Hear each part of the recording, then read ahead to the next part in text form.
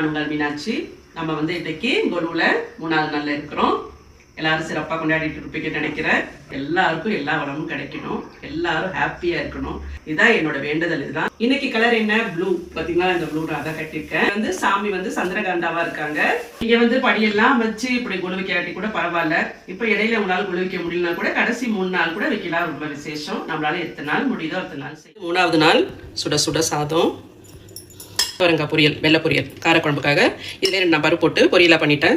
பச்சை முச்சை, சக்கரவள்ளி கிழங்கு, உருளைக்கிழங்கு, கத்திரிக்காய், பரங்கிக்காய் இதெல்லாம் போட்டு சூப்பராக உங்களுக்கு புளிக்குழம்பு வச்சுருக்கேன். முளம் அது இதில் கொஞ்சம் நெய் விடுறேன். ஏன்னா எப்போவுமே சாமி பிரசாதத்துக்கு கடைசியில் கொஞ்சம் நெய் விடணும். இல்லை உங்கள்கிட்ட துளசியில் இருந்தால் வைக்கலாம்.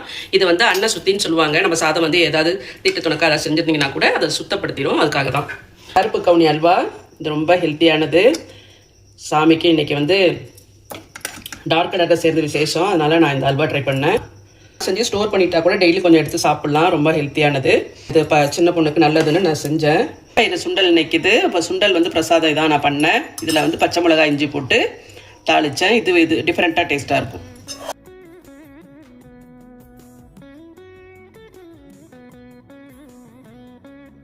நீங்கள்லாம் என்னெல்லாம் பண்ணீங்க இன்னைக்கு அப்படின்றத எனக்கு மறக்காமல் கமெண்ட் பண்ணுங்கள். நான் டெய்லி சொல்லிட்டு இருக்கேன் இல்லையா.